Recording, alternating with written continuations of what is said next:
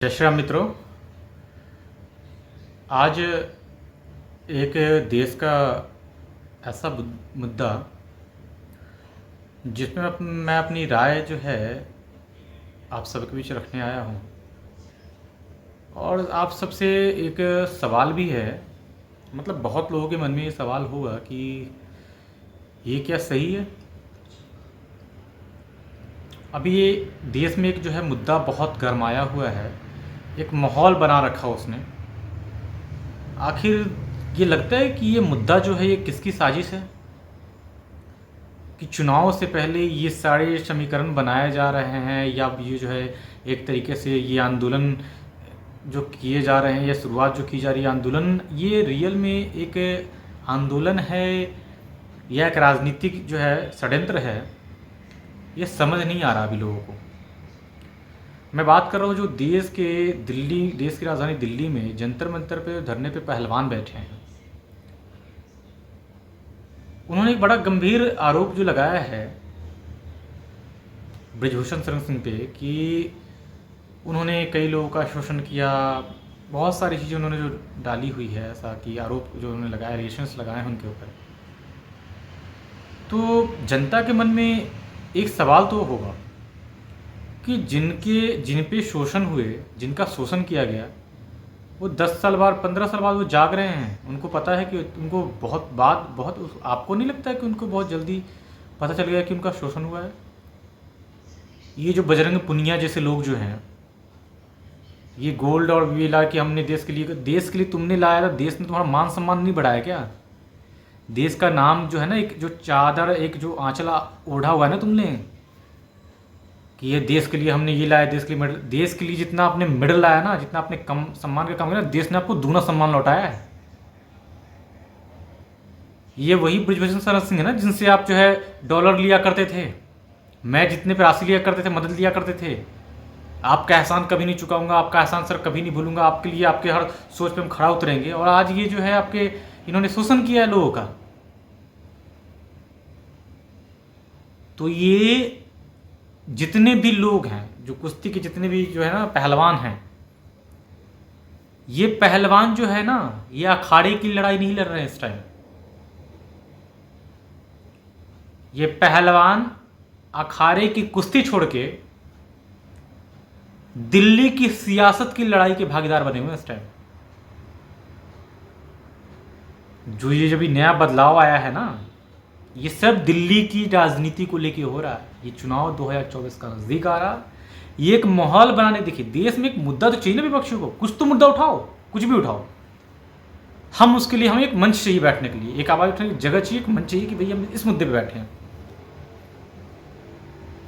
देश का अगर हर नागरिक सरकार को बात अपनी मनवाने के लिए और एफआईआर कराने के लिए अगर धरने पे बैठने लग जाए ना, तो न शासन रहेगा न प्रशासन रहेगा, फिर तो हर आदमी धरना देगा। जरूरत क्या है पुलिस प्रशासन की, कोर्ट की और जज की, वकील की जरूरत क्या पड़ेगी फिर? तो जो इन्होंने ये जो काम कर रहे हैं ना, ये हर वन का एक धंधा बन गया है, जाके धरने पे बैठ जाना है। ये जब से अरविंद केजरीवाल धरना पे बैठा था ना दिल्ली में, दिल्ली को एक धरने का असल बना दिया गया आज का टाइम पे। राजनीति का एक धरना केंद्र बना हुआ है दिल्ली। तो लोगों से मेरा एक सवाल है कि आपको नहीं लगता कि ये एक देश का एक गंभीर मुद्दा, जो चुनाव आ रहे हैं उस टाइम ये सारे बखेरे खड़े करने? ये पहलवानों की लड़ाई नहीं है, ये पहलवानों की अखाड़ा नहीं है, ये सियासी अखाड़ा बनाया जा रहा है दिल्ली को। पहलवानों की लड़ाई बने, पहलवान की देश बेटियों की लड़ाई, ये सारे विपक्षी पार्टियां मंच पे क्यों दिख रहे हैं? और मैं उन देशद्रोहियों को, जो भारत का रोटी खा के भारत में रह के ये जो दोगले किसान बने हैं ना, जो ये जो है अपने नारे लगाते हैं कि मोदी की कब्र खुदेगी, मेरी तरफ से उनको खुली चेतावनी है। तू क्या तेरा बाप भी मोदी का कब्र नहीं खोदा, तेरा बाप का बाप भी मोदी का कब्र नहीं खोद पाएगा। सनातनी जनता जो है ना, ये सनातनी जनता शांत वैसी नहीं बैठी है। शेर को जगाओ मत। नहीं तेरा जो है ना, ये जो तेरा जंतर मंतर इतने धरने दे रहे हो ना, सनातनी सड़क पे आ गया ना तो धरना देने की जगह नहीं बचेगी। भारत, पूरे संपूर्ण भारत की बात कर रहा हूं मैं। ये चंद जो है ना वोट बैंक की राजनीति, चंद नोट के नाम पे तुम लोग वोट बैंक के लिए जो कांड कर रहे हो ना, जो खेल रहे हो, ये अखाड़ा जो बना रखा है पहलवानों का, सियासी अखाड़ा, वहाँ तुम जाके मोदी की कब्र खुदेगी। और मतलब देश की 140 करोड़ की आबादी होने जा रही है, मतलब 100 करोड़ 120 करोड़ जनता अगर मोदी के साथ है और 20 करोड़ विपक्ष में हो जाएंगे तो क्या मोदी की कब्र खोद दोगे तुम? सुधर जाओ, नहीं तो तुम्हारा जो है ना एक समय आ गया ना, अगर हम जैसे लोग, मैं अपनी बात कर रहा हूँ पर्सनली, हम जैसे लोग सरकार में आ गए ना तो इकट्ठा होने से पहले ना वहीं सूत दिए जाओगे। धरना पड़ता, कहते हैं डिक्टेटर अगर राष्ट्र को अगर सही दिशा में चलाना है और राष्ट्र सही दिशा में चल रहा है ना, तो मैं कहता हूँ डिक्टेटर बन जाना चाहिए। ऐसे दोगलों को सुधारने के लिए डिक्टेटर बनना जरूरी है।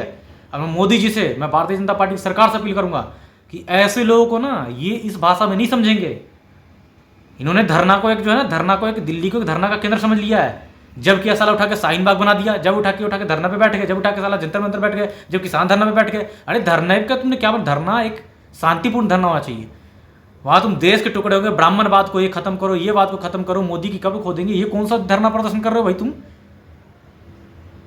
पहलवानों को मैं कह रहा हूं कि सुधर जाओ, वक्त अभी भी है, संभल जाओ। तुम्हारे मंच पे जो राजनीति हो रही ना, तुम अपने राजनीतिकरण का पहले तो बाइकाट करो कि आप हमारे मंच पे नहीं आएंगे। अगर हाँ सच में हमारी लड़ाई है, शोषण हुआ है, जो भी हुआ है, एलिगेशन आपने लगाए है, ये फैसला करना कोर्ट का काम है। कोर्ट में जाइए, न्यायालय में जाइए, 10 साल लड़ाई लड़िए, 5 साल लड़ाई लड़िए ना। अगर आपके अंदर क्षमता होगी और आप अगर सही होंगे ना, तो न्यायालय आपको चाहे 10 साल में फैसला, 15 साल में फैसला होगा और फैसला आपके पक्ष में जा सकता है। लेकिन अगर आप गलत निकले ना, तो आपको ना मिडिल का अधिकार, ना जितनी सुख सुविधा, सबका अधिकार आपके साथ खत्म कर दिया जाना चाहिए। और उसके बाद आपके साथ अपराधी जैसा व्यवहार होना चाहिए। आप जो है ना मिडल ला के ऐसा रिएक्ट कर रहे हैं देश के पहलवान जो यहाँ पे धरने पे बैठे बजरंग पुनिया जैसे लोग, कि देश पे इन्होंने एहसान कर दिया है। अरे देश ने तुमको चुन के भेजा है प्रतिनिधित्व करने के लिए, तुमको देश का आभार मानना चाहिए कि मुझे मौका मिला देश की तरफ से लड़ाई लड़ने का। जितना तुमने देश की लड़ाई नहीं लड़ी ना, उतना दुगनी तुमको देश से सम्मान वापस मिला है, दुगना सम्मान दिया तुमको जनता ने। और तुम यहीं रह के, यहीं का खा के राजनीति का षड्यंत्र का एक अखाड़ा बना रहे हो वहां पे, कि तुम्हारे यहाँ पे किसान, केजरीवाल, आम आदमी पार्टी, कांग्रेस, सारे तुम्हारे मंच पे पहुंच रहे हैं। तुम्हें समझ नहीं आ रहा है कि तुम लोग मिलकर क्या कर रहे हो? क्या देश की सनातनी जनता बेवकूफ है? उनको समझ नहीं आ रहा है कि धरना नहीं कुछ और हो रहा है ये। तो मैं तमाम देश के जो भी राष्ट्रवादी पहलवान हैं, मैं राष्ट्रवादी पहलवान कहूंगा, राष्ट्रद्रोही नहीं, इनको 10 साल बाद इनके साथ शोषण हुआ है। जब कहां पड़े थे, 1000 लोगों के साथ शोषण हुआ, वो 1000 लोगों से 100 लोग भी सामने नहीं आए अभी तक। तो देश की जनता जागरूक है, वो सब समझ रही है कि तुम लोग क्या खेल खेल रहे हो।